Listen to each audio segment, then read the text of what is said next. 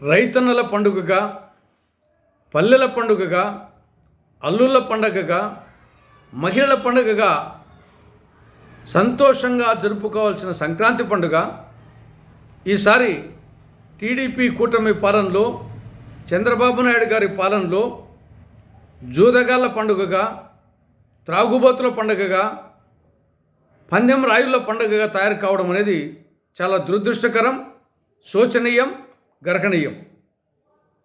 గతంలో కూడా సంక్రాంతి పండుగ సందర్భంగా కొన్ని జిల్లాల్లో అక్కడక్కడ ఈ కోడి పందాల కోసం బరులు వెలిసేవి.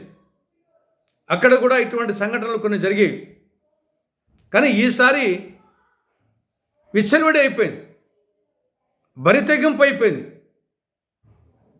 కేవలం ఆ జిల్లాలోనే కాదు, అన్ని జిల్లాల్లో, దాదాపు అన్ని మండలాలలో, కొన్ని మండలాల్లో అయితే అన్ని గ్రామాల్లో ఈ యొక్క కోడి పందాల బరులు వెలిశాయి. ఇది టీడీపీ కూటమి నాయకులకు ఒక భారీ ఆదాయ వనరుగా ఈసారి భావించారు. ప్రతి బరి దగ్గర మద్యం షాపులు, మద్యం ఏరులై పారింది. బ్రాందీ షాపులు, బెల్ట్ షాపులు, త్రాగండి ఊగండి పథకం అమలైంది. బరి లోపల విచ్చలవిడిగా జూదం, మూడు ముక్కలాట, మంగతాయి, గుండాట, మరికొన్ని చోట్ల అశ్లీల నృత్య ప్రదర్శనలు. గతంలో గుడివాడ క్యాసినో గురించి విన్నాం, కానీ ఇప్పుడు అలాంటి క్యాసినోలు నిన్న పండుగ సందర్భంగా అనేక జిల్లాల్లో వచ్చాయి. కాబట్టి ఇదేనా చంద్రబాబు నాయుడు గారు ఆశిస్తున్నటువంటి స్వర్ణాంధ్రప్రదేశ్? ఇదేనా వికసిత ఆంధ్రప్రదేశ్?